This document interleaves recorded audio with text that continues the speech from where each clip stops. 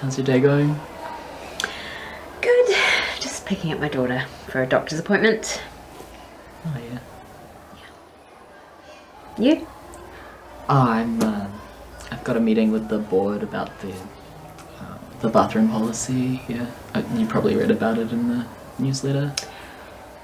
Oh, is this the one where they're going to make the bathrooms like available for boys that say they want to be girls? Well, there's not like a concrete proposal yet. It's just a conversation around what the bathroom policy is and if there's a way that it could be more inclusive and supportive for rainbow students. Because I work for an organisation that supports rainbow people. So you're asking them to change their policy?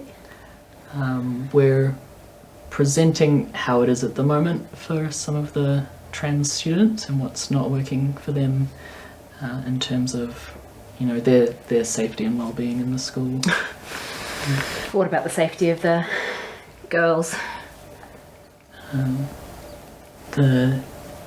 When they go to the bathroom, the safety for the girls going to the bathroom if there's a boy using their bathroom.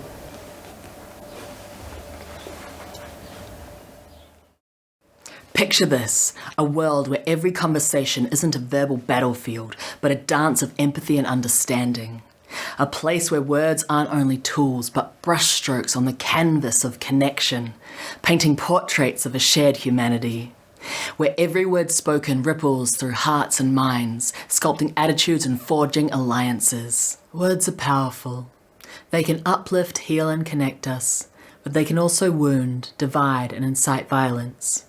In this moment, we will embark on a journey towards embracing love and compassion in our every utterance. For it is through our words that we can either sow division or nurture unity, fracture hearts or heal wounds. Our mission is to reclaim the transformative power of language. We'll explore how words can heal, how they can build solidarity and allyship, and how they can foster a culture of empathy and respect. So buckle up, grab your metaphorical snorkel and maybe a psychosomatic life vest, because we're about to plunge into the deep end. And who knows, maybe by the end of this journey, we'll find that striving towards understanding isn't just a destination, it's the compass, it's the map, it's the very fabric that weaves us together in this chaotic tango of existence.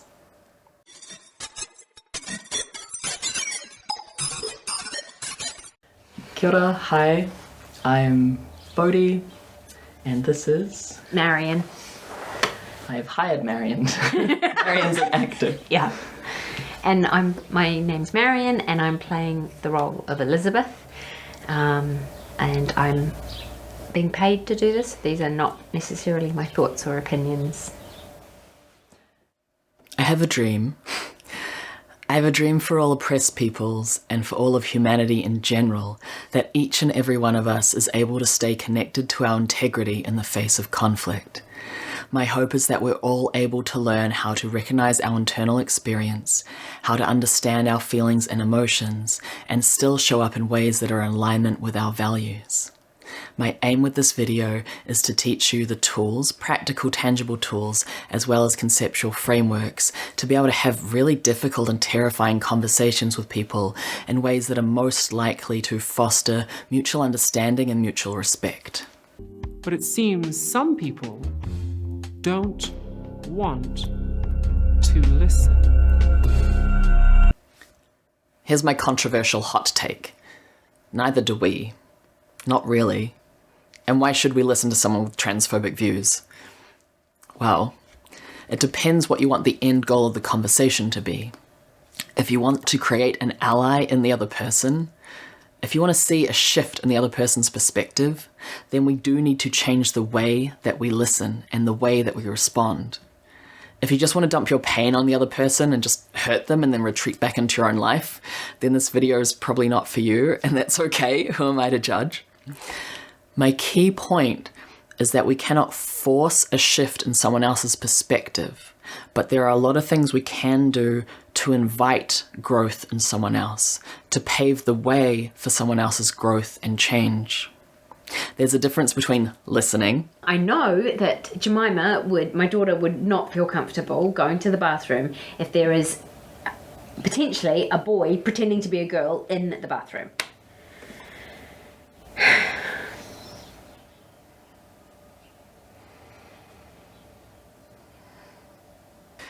And listening in a way that helps another person feel heard. I know that my daughter would not feel comfortable going to the bathroom if there is potentially a boy pretending to be a girl in the bathroom. Do you mind if I reflect back what I heard you say? Yeah, sure. Yeah. So I heard you say that when you read the newsletter you felt quite angry. Yeah. Because your daughter had a negative experience in the past. Yeah. And so are you feeling quite concerned? I'm very concerned. I mean, it's irresponsible for the school to be like, yeah, anyone can use these bathrooms. Because then it's just like, especially at this age, you know, they're starting to experiment with all sorts of things. Their bodies are changing, and it's really important that girls are safe, you know. Boys should not be allowed to use the girls' bathrooms. That's end of story. Yeah, so your daughter's safety is like super important to you. Yes, it's terrifying. We spend a lot of money on therapy because of something that a boy did to her once. I don't think that boy's spending any money on therapy, but you know, it all comes down to how do we help this girl get back on track. Our job as human beings on this planet is harm reduction in the broadest sense.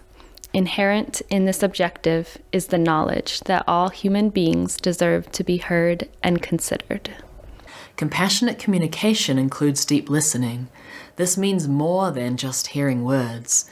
It's about understanding the emotions and needs behind them.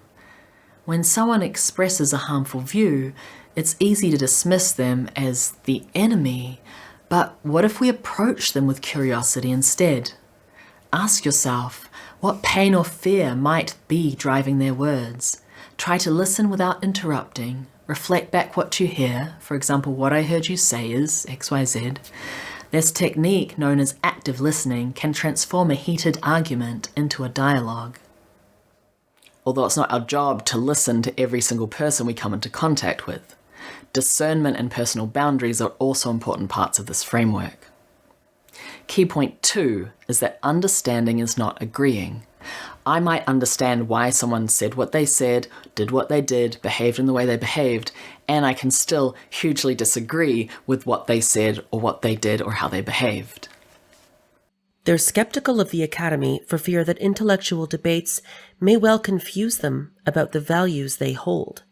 Judith Butler makes a really good point here, and it's actually something I recognise in my old self.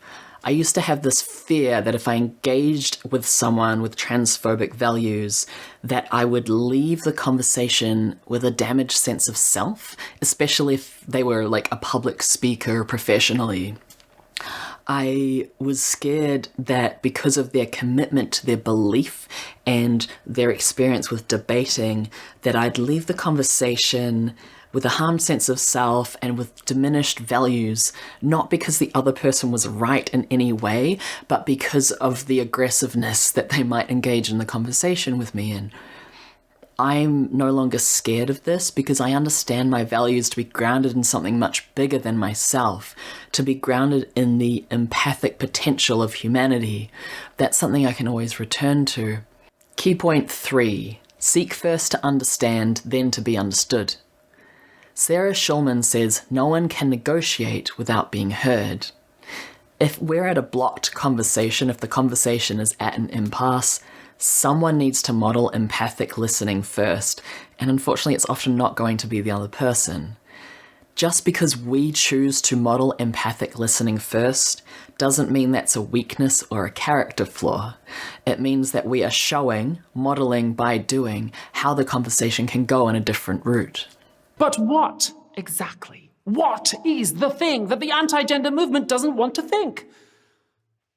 Well, It'll probably be different for different individuals.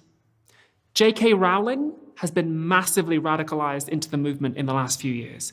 She's made a lot of very weird and false claims about trans people and gotten very aggressive when challenged.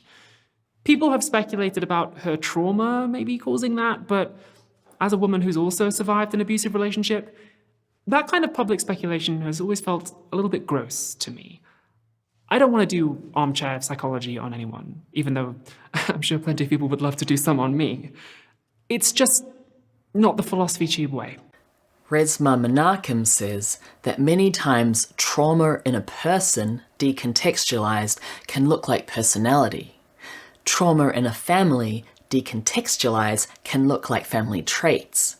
Trauma in a people, decontextualized, can look like culture. Even if individual people don't have an experience of trauma in their own lives, Resmaa Menakem shows us the way that generational trauma plays out in our current culture today. He shows us that humans have been inflicting pain on other humans for centuries, if not millennia. And even if an individual person doesn't have trauma and traumatic experience in their own life, I would bet my life savings that every single person alive has trauma somewhere in their ancestral lineage. Except possibly in Bhutan, or the Sentinelese people, or Shompen people. There is no weapon more dangerous than a wound. And being wounded, there are things we have all done that we would almost rather die than face into. But no one heals what they refuse to look at. So when asked if I believe in good people, I say I believe in people who are committed to knowing their own wounds intimately. People who read their wounds' diaries, who follow their wounds out windows, down ladders, asking, "Where are you going? What do you need? How can I intervene before a cruel thing is done or said?" Both supremacist ideology and traumatized victim thinking create the belief that I am not equal to other humans, and in that there is something inherently painful. I'm asking myself now, is there some utility in me knowing if the person I'm about to engage in a dialogue with is coming from supremacist ideology or traumatized victim thinking? I don't think there's a utility in my knowing that, because I would not approach the conversation any differently. I believe that all harmful and problematic viewpoints come from unaddressed internal pain. She's a bit of a mess, and I do not want to see her being re-triggered every time she uses the bathroom. I just think what you're doing is really unhelpful. I don't know how many rainbow students there are at the school, but it's a few, and then you've got all the girls. So who's more important? Just sort of say I'm sorry that happened to your daughter. Yeah, I feel sad when I hear that. That's totally not okay. Yeah, it's really hard. It's been really hard, and I just think that the conversations have been taken over by a few people when the bigger issue is safety of half the population, The whole thing comes down to a very natural human difficulty in just holding pain and feeling it.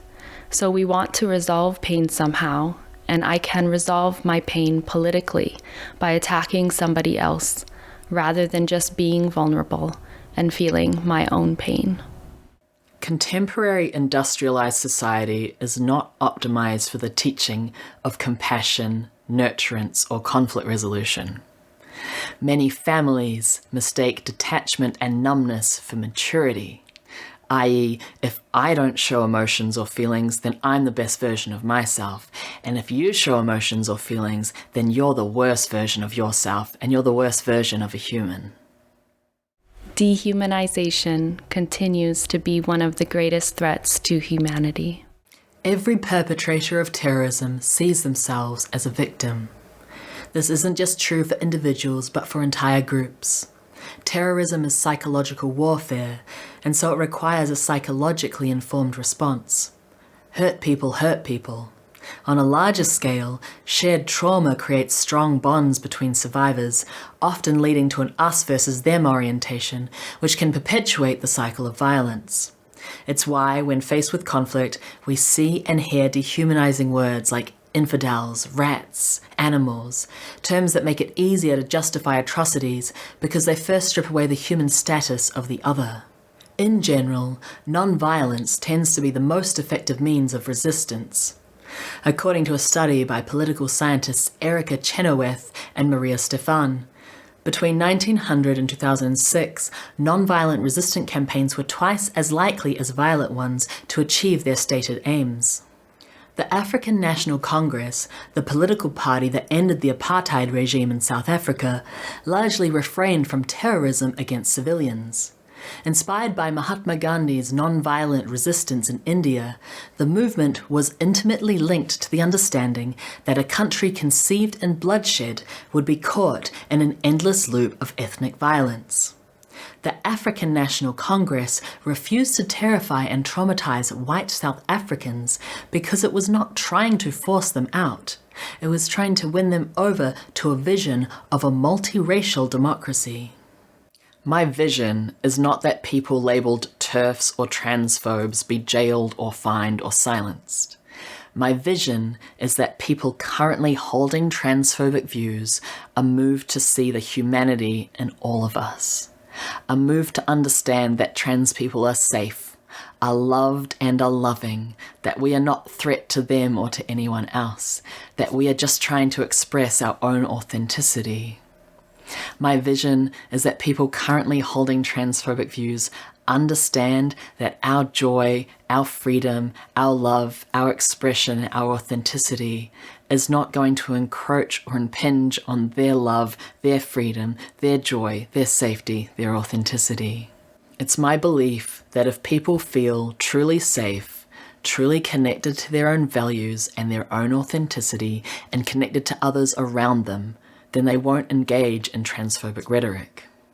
So how do we help others feel safe when we strongly disagree with their ideology?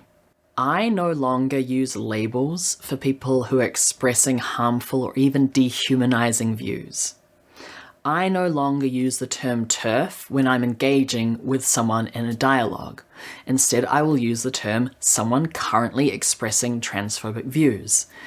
The reason I have changed my perspective on this is because the label TERF paints a box around someone, and it makes it harder for that person to step out of that box if and when they want to. The reason that I have stopped using the term TERF or transphobes, and I currently say people currently expressing transphobic views, is not to negate accountability or responsibility. It's quite the opposite. It is easier for someone to change what they think than who they are, and labels often are received as who they are. Part of accountability and responsibility is changed behavior.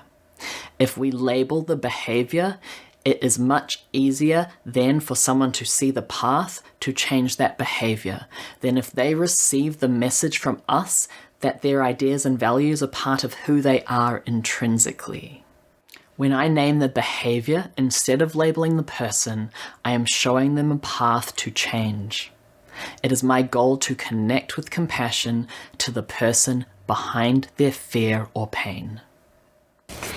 I'm sorry, it is not safe for letting girls use the same bathroom as, or boys using the same bathroom as girls, and it's really irresponsible if boys pretending to be girls so they can get into the bathroom for the girls. I will definitely be telling the school that they should not be doing it. I'm sorry, I can't have a conversation with a transphobe. You guys never listen anyway, so I'm fine. I'm not a transphobe. It's just common sense. It's just common sense. I'm not whatever.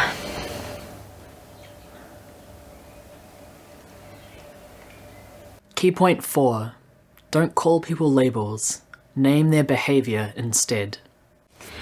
I'm sorry, it is not safe for letting girls use the same bathroom or boys using the same bathroom as girls, and it's really irresponsible if boys pretending to be girls so they can get into the bathroom for the girls. I will definitely be telling the school that they should not be doing it. When is this policy going to happen? We're not sure yet. It's still a conversation. So are they still taking input from people, from parents? Yeah, absolutely. Yeah, there's still submissions open. Oh, that's for sure. good. Yeah, we'll definitely be putting mine in. Yeah, it's really important in my role that we hear from everyone at the school. You know, we get the input of everyone that a policy change might affect. And it sounds like you've thought about this a lot, and like you obviously really care about the safety of your daughter. Yeah, doesn't everybody care about the safety of their child?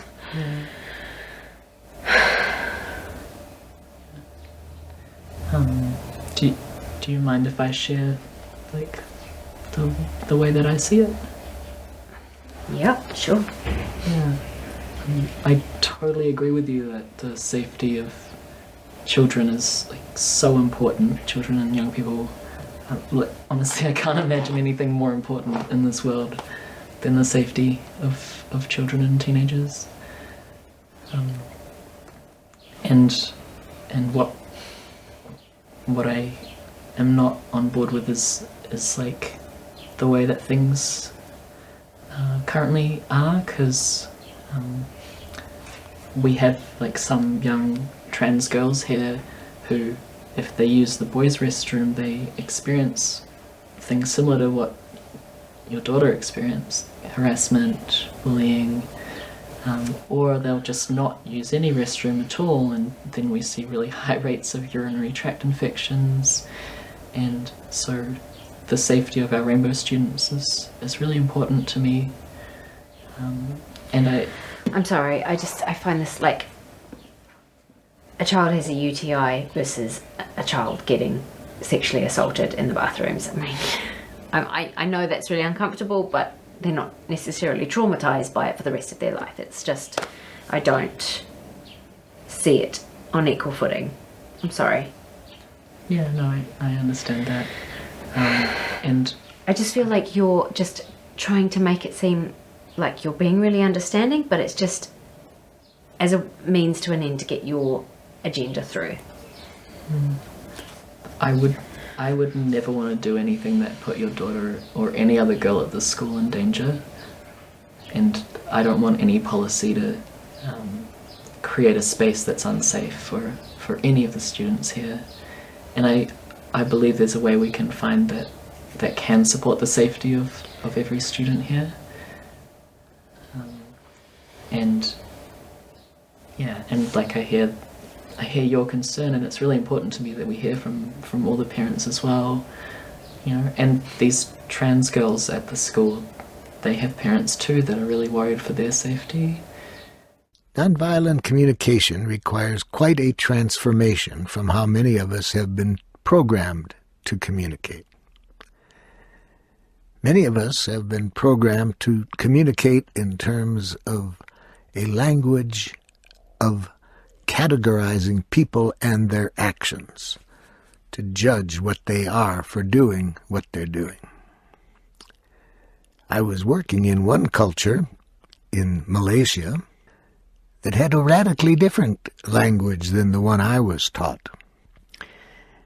My interpreter wanted to start the day by having a half hour with me. He said, "I need to explain to you some things about our language which may be different than yours that I'd like you to be aware of, because if you're not aware of this, it will make my job as an interpreter more difficult."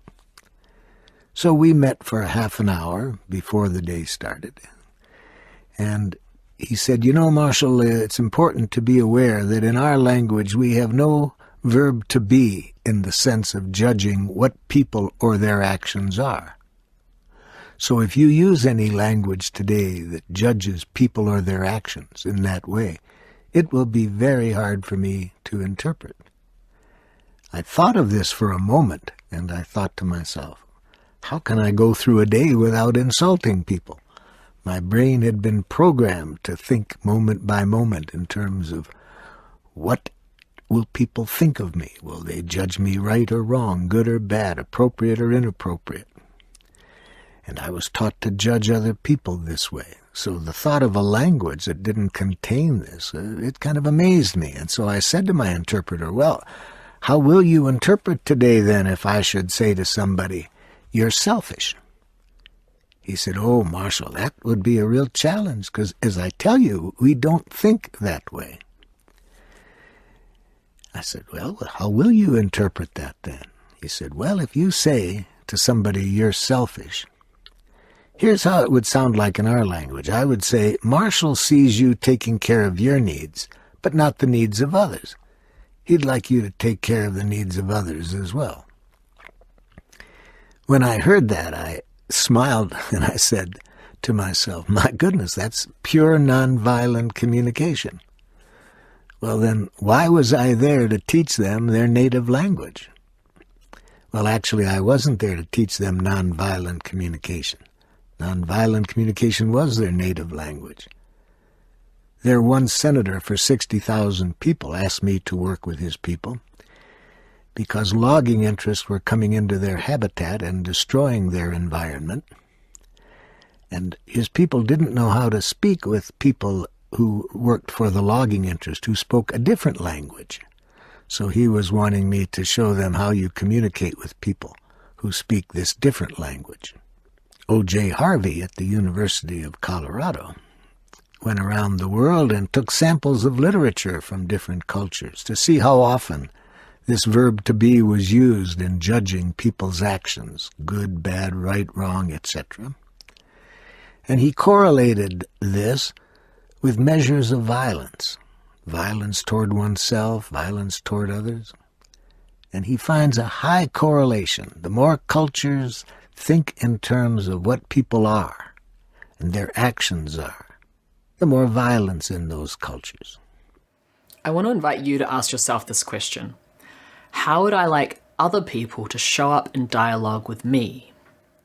For me, I'd like them to show up with curiosity, with an intention to understand, with no defensiveness, with an openness and a willingness to learn. I'd want them to show up with the goal to listen and to help me feel heard. How am I meant to expect other people to show up in those ways if I don't show up in those ways as well? And this is a lot to ask of oppressed people, of people who have been traumatized. But I do truly believe that we're not going to be able to support the world into becoming a better place if we're not able to connect with our integrity in this matter and understand that the way that we show up is a reflection of how the conversation is going to go. One of the keys I believe will help us unlock a more compassionate world is the understanding that the opposite of love speech isn't hate speech. The opposite of love speech is fear speech. Hate speech might be a helpful legal term, but hate itself isn't actually an emotion. According to Robert Sternberg, hate is a combination of various negative emotions, including repulsion, disgust, anger, fear, and contempt. We feel hate towards individuals or groups that we believe are intentionally malicious and unlikely to change. Research shows that a lack of direct contact with such individuals can actually strengthen hate. People are harder to hate close up. People who personally know a trans person are much more likely to be sympathetic to trans people. Repulsion and disgust are fear emotions, and contempt, simply put, says I'm better than you and you're lesser than me. We cannot win the culture war by engaging in contempt. If a person holding transphobic views engages in a dialogue with me and expresses contempt towards me, if I then express contempt towards them in response, they've already won. If their dehumanization of me fuels my dehumanization of them, I've lost touch with my values. Transphobic rhetoric comes from misplaced fear, anger, or disgust. And we, trans people, have not caused those emotions. Those emotions come from either pain in someone's past that they haven't dealt with, and or a fabricated worldview that they've either made up by themselves or they received from other people and they haven't questioned because they haven't taken the time to sit down and actually talk to and listen to a trans person. I want to see a world where we listen to each other, where we show up with compassion and have conversations and come to understandings, where we are more sympathetic to each other because we know each other. And how can I expect other people to offer me that gift if I don't offer it first? No one heals what they refuse to look at. That holds true on a cultural level. Let's examine the ways that we habitually communicate and ask, is this working for us? Is this in accordance with our aspirational values? Is this in alignment with the world we want to grow into? Let us explore language not as a tool of persuasion, but as a conduit for empathy and mutual understanding. By embracing an exploration of principles that foster compassionate communication, we empower ourselves to forge communities grounded in respect and empathy. Together, we navigate the labyrinth of language, weaving threads of compassion into our discourse and unraveling knots of conflict with understanding. As we delve deeper into the impact of our words, we cultivate a culture where dialogue transcends division and empathy becomes the cornerstone of our interactions. The African National Congress was not fighting an us versus them battle. It was growing a cohesive and inclusive vision of what us looks like. They started from their best vision of the future first and acted from there. What's my vision of the future for trans folks? It's that we experience safety and are accepted by our broader communities, within our countries and the world. It's not that people who currently hold transphobic views shut up, but that they experience a shift in their heart space, that they become our allies, and we as trans people will inevitably be a part of facilitating that shift. Well, then just let them not be girls, you know? It's just so baffling. Like, this didn't used to be an issue 10 years ago. It's just, I'm sorry, kids are here to learn, not to have discussions about which bathroom they use. It's like, I'm sorry, I don't have time for this today. I'm just here to pick up my daughter to go to the doctors. Yeah. When you said things weren't like this 10 years ago, it stirred up a bit of sadness in me, and I'm just wondering if I can share with you something that happened around that time. Sure.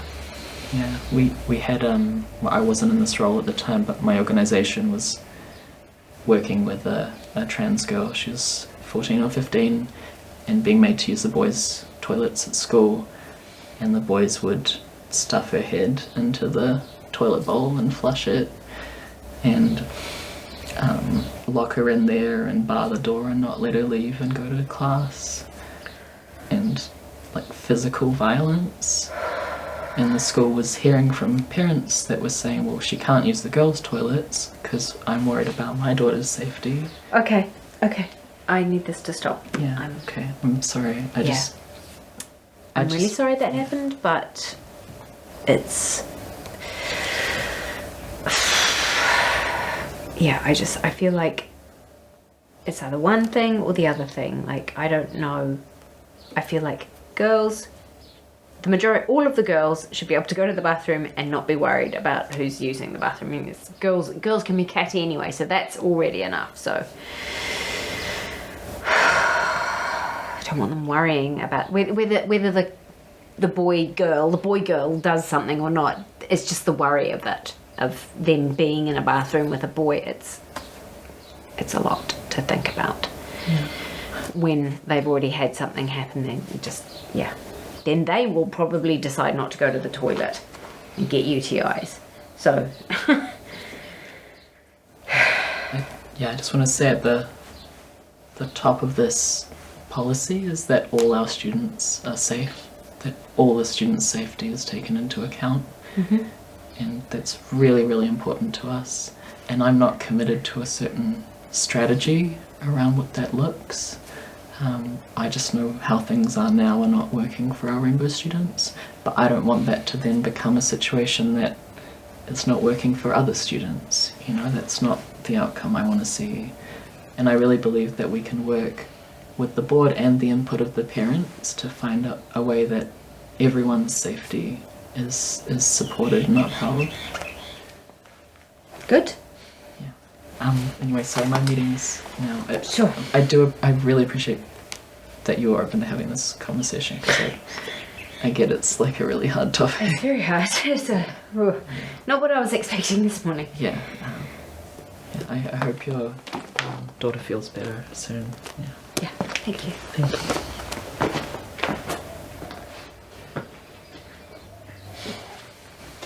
Whether it's a global, national, social, cultural, familial, or interpersonal or internal conflict, breaking the cycle, interrupting the pattern of harm, is key to forging a different and more peaceful, connected future. Stopping hate speech may hit the pause button on cycles of conflict and harm, and that can save lives, so I'm not discounting that. But the moment we press play, if we haven't transformed the way we habitually communicate and interact, we all fall immediately back into our same old habits. So what can we replace hate speech with that will foster connection, compassion, and increased safety?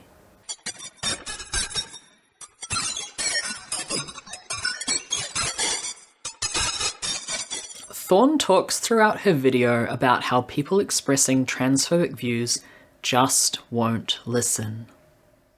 What if we showed them how to? What if we led by example? And I'm not advocating just passively listening. I am not advocating that we become doormats. I'm advocating that we engage in conversations in a way that we show that we are deeply listening, that understanding is not agreeing, that we want to find common ground and actually negotiate our way through these situations. Between stimulus and response, there is a space. In that space is our power to choose our response. In our response lies our growth and our freedom. It's okay if I don't have the capacity to engage right now. Sometimes I don't. But I really need to check in with myself and ask myself, am I just feeling uncomfortable or vulnerable, or am I actually in danger? Am I just feeling anxious, or do I actually not have the capacity to engage right now?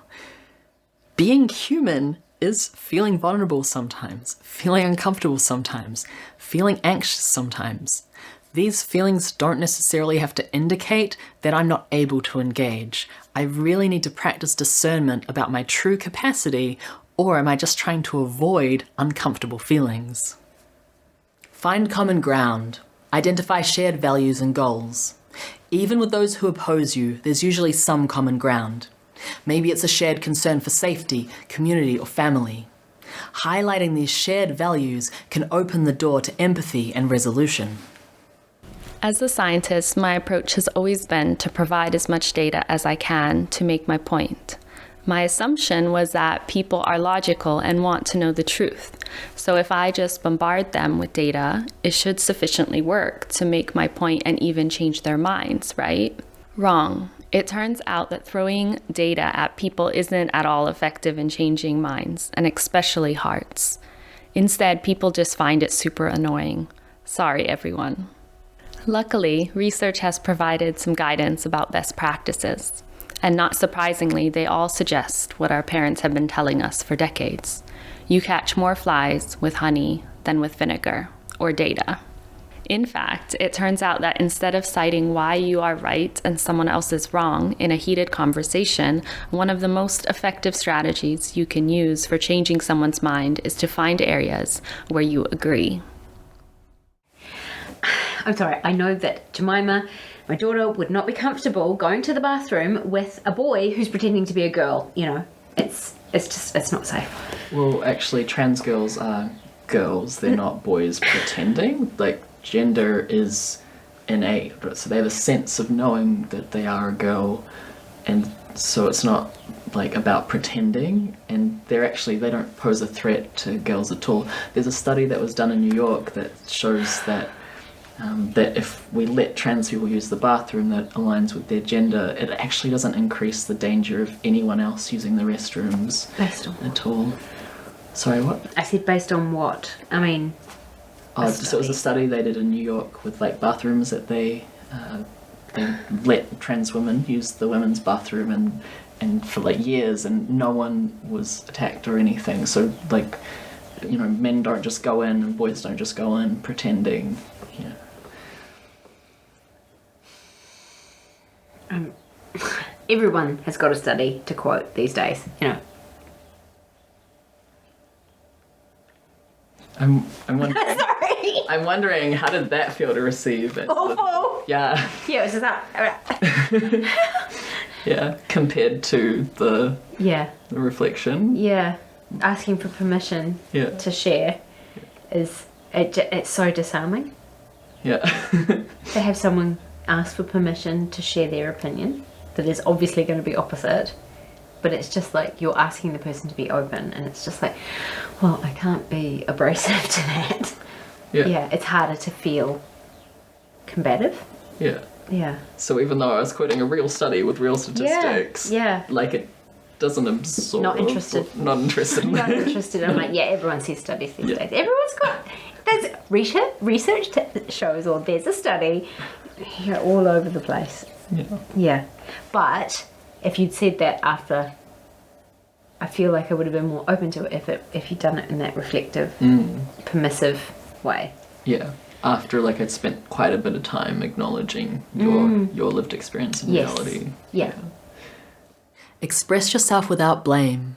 Use I statements to express your feelings and needs. For example, instead of saying, "You're wrong about trans people," instead try, "When I hear you say that, I feel quite sad actually, because I work with trans people a lot, and you know, I hear about their experiences, and they you know, share with me a lot of what's going on in their life, and I'd really love for it if other people were able to, you know, hear these things as well and understand what that experience is actually like." This shifts the conversation from blame to understanding. The encouragement is to practice this in your daily conversations. Notice how you feel when you use I statements versus blaming or accusing. It's a small change that can make a huge difference. I understand it can be really hard to listen first, especially if you understand you're at a systemic disadvantage. For years, I wanted to share first. I wanted to be heard first. But now I understand that for people to shift their minds and beliefs, they have to have a sense that you are truly willing to listen.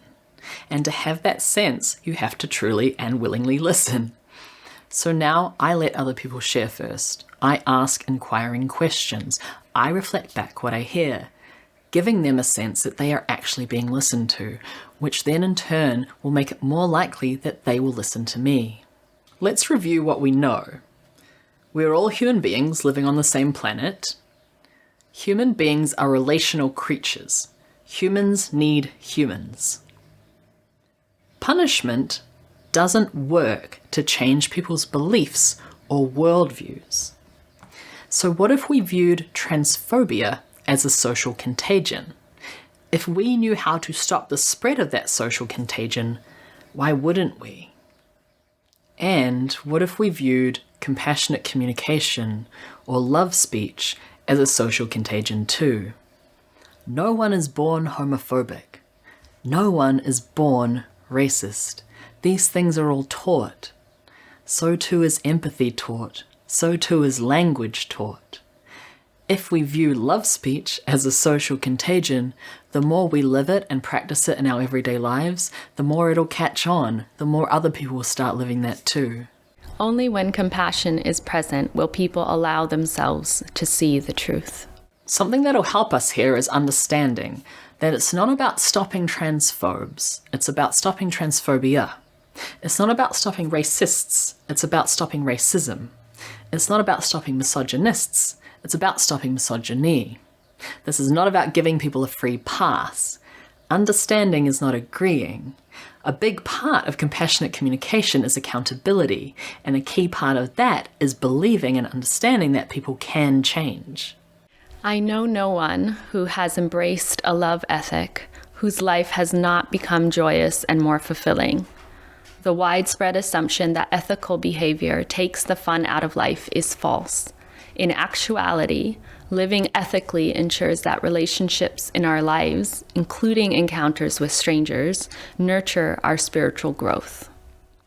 I'm advocating for oppressed groups and traumatized people to learn how to communicate compassionately, to listen to the needs underneath someone else's hurtful behavior and words, to learn how to check in with ourselves and our feelings, to understand what we're feeling and what we're needing and what we're valuing, and to be able to express those non-defensively while still standing tall in our integrity and authenticity.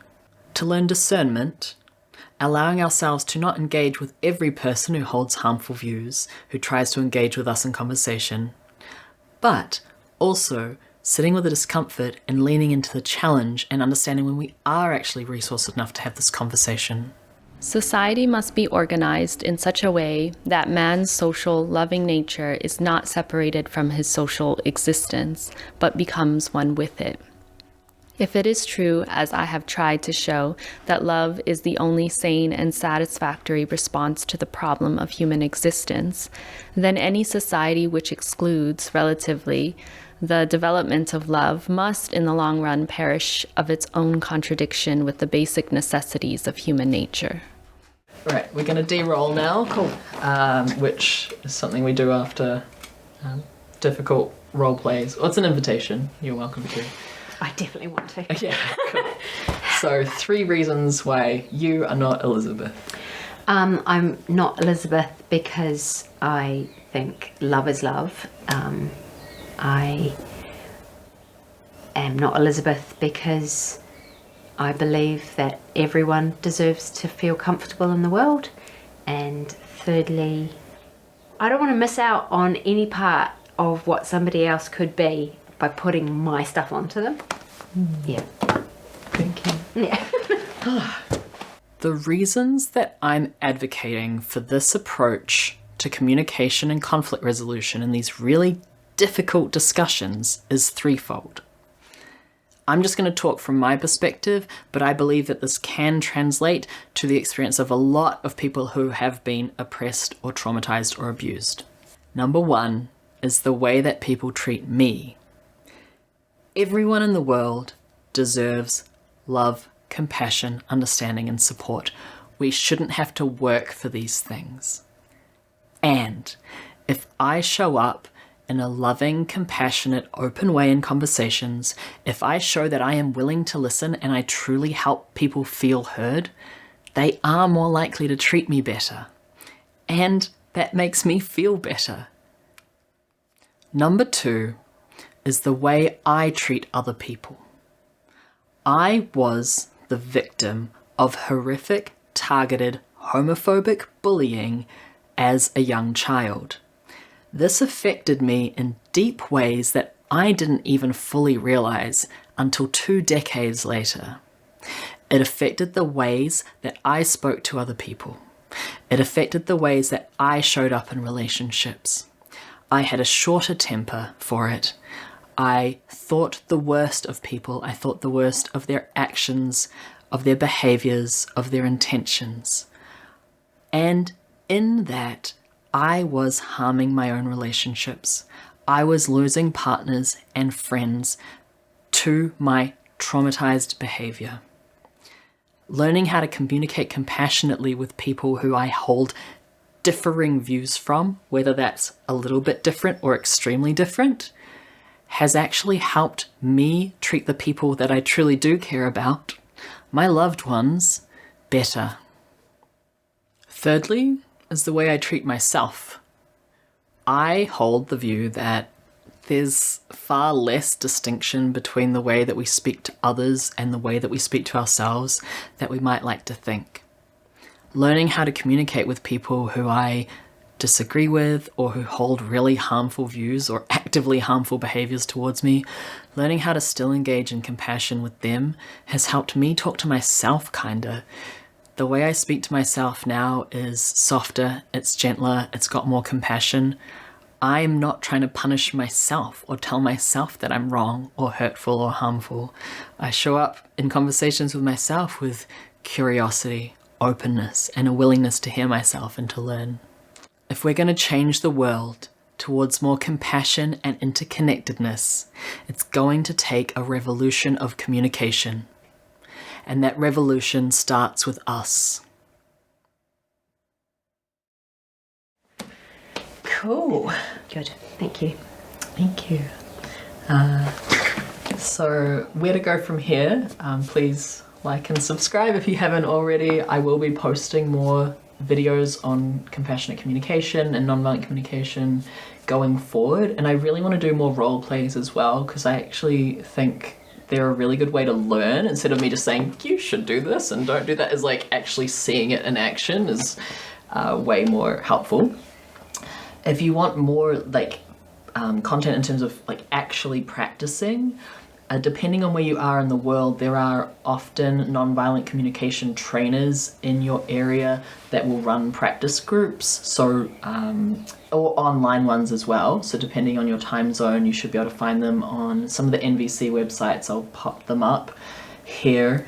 And often they cost some amount, but the practice groups are normally quite affordable. The bigger workshops, it depends, but like super invite you to join a practice group if you can. Often it's meeting in person or online for like an hour or two a week where you get to just practice empathy.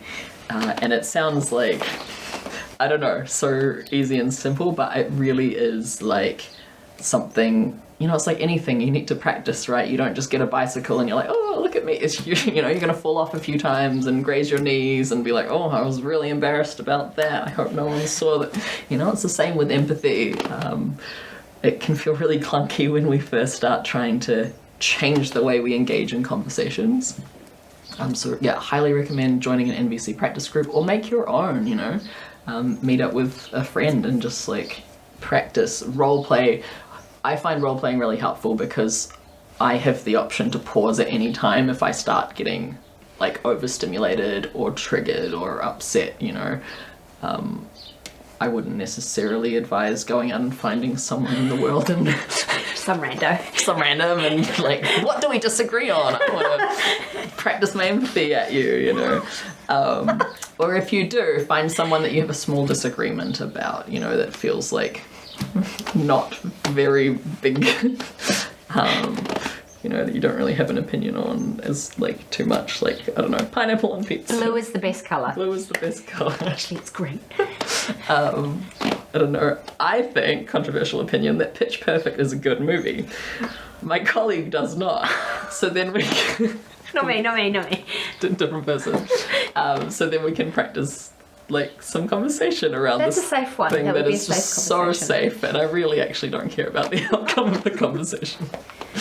But you're practicing the steps of empathy in that conversation. Yeah, practicing everything that we've talked about in this video. Can you make that video?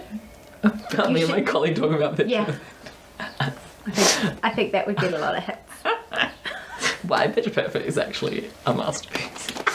No, I'd get cancelled. No, I wouldn't. My argument is I watch it and then I feel happy afterwards, and that's my metric. That's the whole story. It's not that deep. Well, what do you want? Cool. Thanks so much for watching, and see you next time. Free Palestine, Free Sudan, Toi tu te tiriti. Trans rights are human rights. None of us are free until we're all free.